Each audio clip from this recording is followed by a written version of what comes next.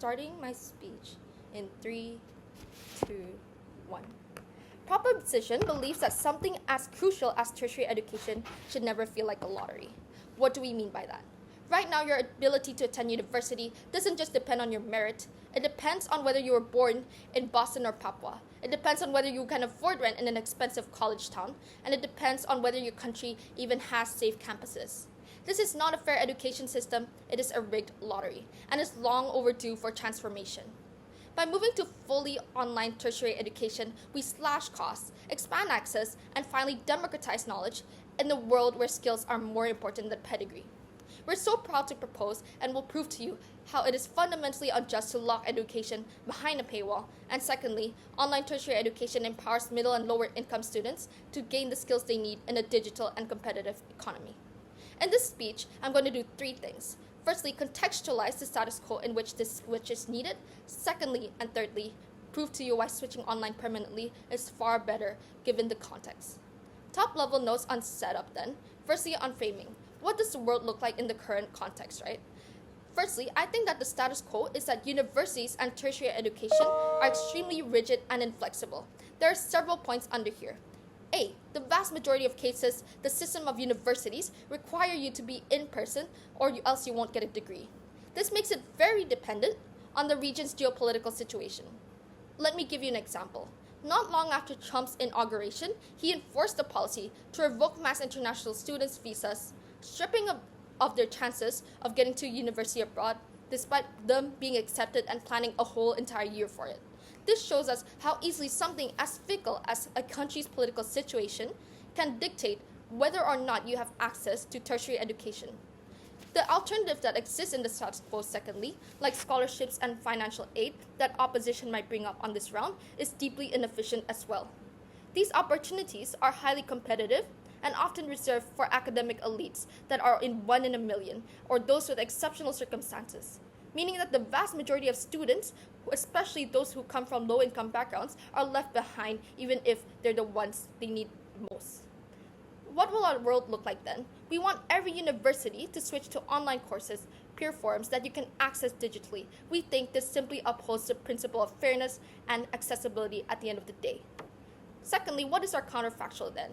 I think this debate is going to be about the harms and the benefits of university being online and offline. Therefore, judge what are the metrics of the debate that you should evaluate this round in. It's about which side shows the most conducive system for all people who need an education. Opposition will try to tell you that our system will lose out on the holistic nature of universities, such as making friends, or they will posit a harm that we have a higher chance of academic misconduct. But on side proposition, we'll show to you how we outweigh this through 2 claims. Firstly, on the principle of accessibility and education, and secondly, how it actually enriches education for the most part. So moving on to my first argument then, on why tertiary education is an inherent right in the current job market and why this principle must be fulfilled. The thesis of this argument is simple. In the current status quo, you can count on nothing but your job degree because it's a physical manifestation of your skills, and otherwise you'll be overtaken by the competitive landscape and the digital era that is happening right now. Firstly, why is good tertiary education principally a right for everyone in this current status quo? 2 reasonings under here. Firstly, on globalization and technology. This means you're no longer competing just with people from your country, but with millions globally. Employers are flooded with applications and use degrees as the baseline filter, not longer as something as a bonus. B then, there's not only a need for tertiary education, but also a good one. The thesis here is that this generation is facing the most competition in the job market.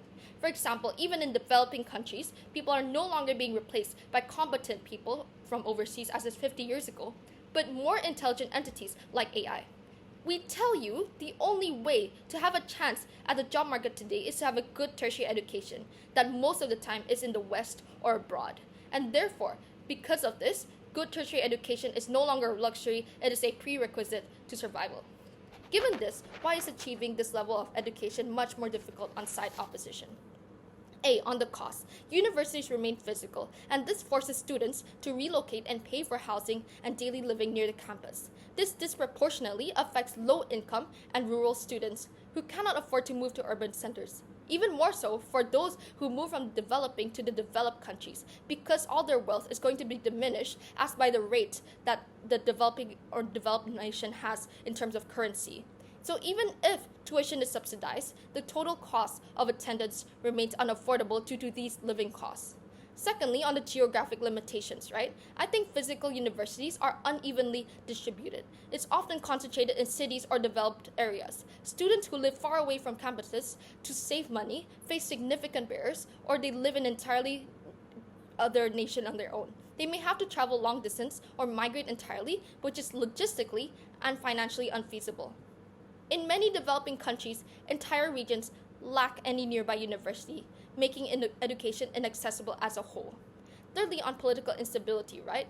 I feel like even in opposition's best case, where they say people in developing nations can't just access their own education within the nation, in conflict zones such as Gaza, Sudan, Ukraine, or even in any developing countries where democracy is relatively new, physical infrastructure can still be destroyed and students are displaced whenever these conflicts occur, which is most likely happening over there.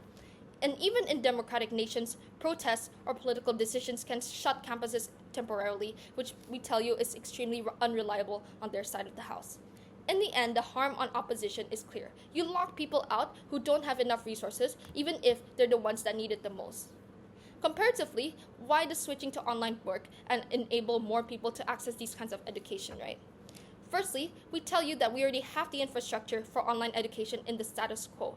Since COVID-19, universities have adapted, not just platforms like Coursera offering lectures, but full learning ecosystems like notes, discussions, and peer forums. These are the same purpose as IRL or real-life lectures, and exams, assignments, and feedback systems have all been effectively digitalized in this age and accommodated. Secondly, on automatic lower costs. By locking it to a digital platform, you reduce the need for cost of dorms, housing, and accommodations that usually accrue 50% of your entire cost living outside. Students no longer have to think about that, and they just focus on the pure tuition fees, which allows much more people to access these kinds of education in the first place. Thirdly, we tell you that everyone can learn effectively everywhere now. Intuitively, with this model, even if you're at the other side of the world away or in a conflict zone, you can still access education which fulfills your inherent right. Therefore, when you weigh these panels, you can see that we win on two things. We firstly win on fulfilling the principle of education and why it's so much needed in the current status quo for everyone. And secondly, we've shown you how our side still takes on opposition's argumentation of holistic education and prove that we will win because we have the sufficient infrastructure for it. Now, moving on to my second argument then, on how it allows students to focus on peer learning and allow universities to improve their quality. I think students get the flexibility to learn better. Online education offers asynchronous learning where students can study at their own pace, revisit materials, and literally learn when they're most focused. This drastically improves retention and understanding, and there's no more long commutes, or literally people with jobs, students with jobs, and with other responsibilities can benefit immensely from this flexibility. And secondly, online delivery also allows universities to scale courses to thousands of students without needing more lecture halls or professors in every location. And therefore, we win on this two-pronged analysis. We win for the students and we win for the universities. And we're so proud to propose.